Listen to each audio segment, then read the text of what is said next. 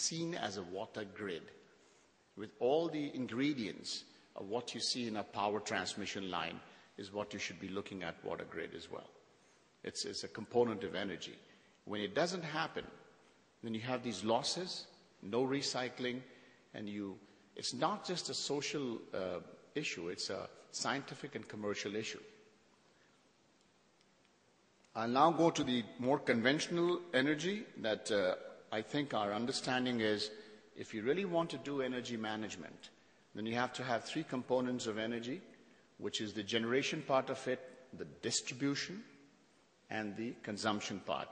And if that may answer to some of you what we've been trying to debate this whole afternoon as to who is responsible. As a consumer, we are responsible on the consumption part of it. Whether it is retail consumption or a government consumption or industry consumption, we are definitely part of the consumption pattern. Distribution and generations are more policy and scientifically driven, but consumption part is definitely something which each one of us actually should be responsible for in our lives, whether we use water, energy, or any other thing. There's a lot of emphasis given on the distribution, but people talk of jumping to the next level, and let's talk of nuclear, let's talk of biomass, and yes, all of that is important, but scientifically, there are a lot of technologies available in the world that can allow current usage of your resources in a more cleaner manner. It's not just that you can say that using coal in a power plant is the end of the story or the beginning of the problem. You can still use the same coal in a more scientifically clear, state-of-the-art technology matter that have much less emissions on NOx, SOx, particulate matter than what it is being done today.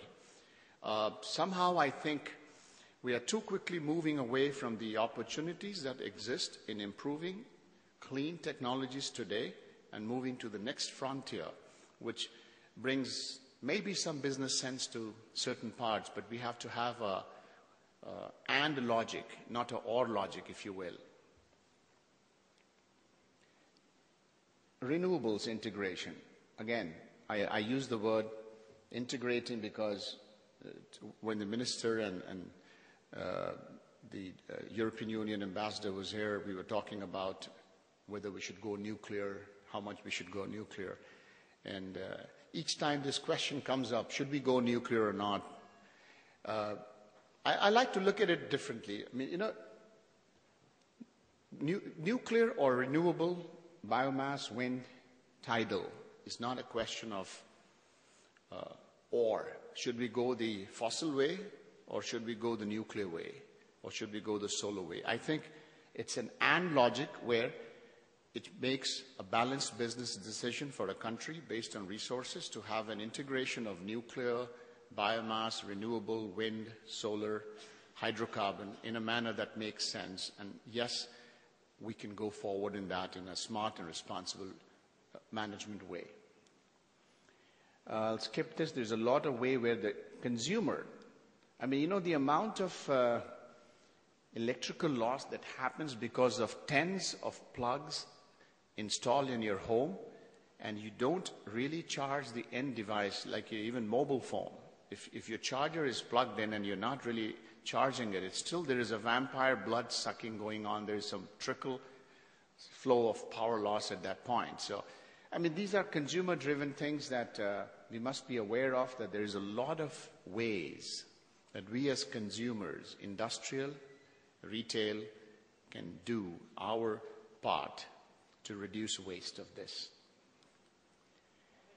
This slide, it has been talked about earlier that almost like 54% of the greenhouse emissions come out of the fact that you're producing energy.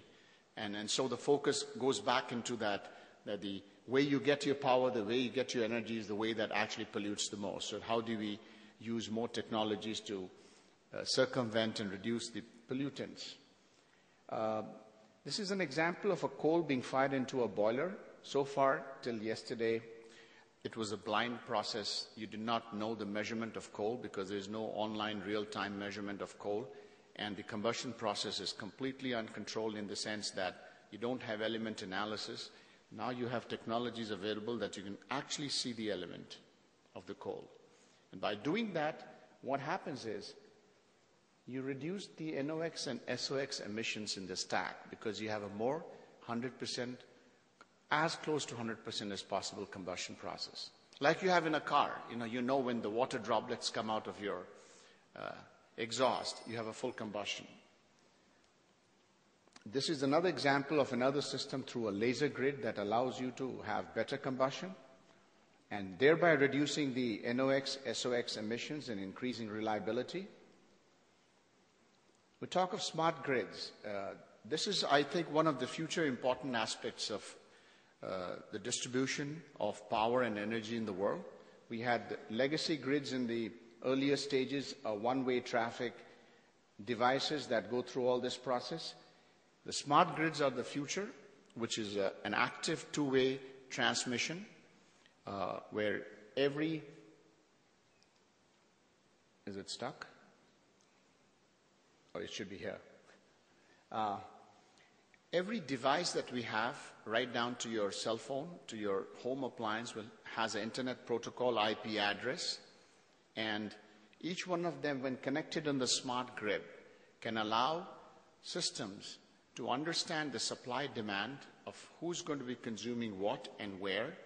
For example, your electrical car, which is not being used at this time, you can plug it back and it can be, the grid can take back the power from your charged batteries into the system for use by someone else. And these systems are going to be, we're not that far off, I think. We are getting there. But these are the things that we believe are going to take us to the more responsible way of management as smart grids that will cover all of these aspects of renewable, security, new opportunities, and changing demand. The smart home energy controller will take control of your home and make sure that your heating, cooling, all of it is done in such a manner when there is least demand for power, and you pay the least at that time, which is not possible to be done today, but it will happen tomorrow. You have a grid which has more than 1.4 trillion IPs tomorrow. Each electrical device has an IP address, and it becomes like that. On the top, we should have a dashboard of governance, risk, and compliance, which sits to make sure that the most current policy of that country is on a real-time basis drawn into the system, and you are complying with the risk and governance of that system in that particular country. In conclusion, I'll just say that as we were debating since morning, energy management first has water and the conventional energy.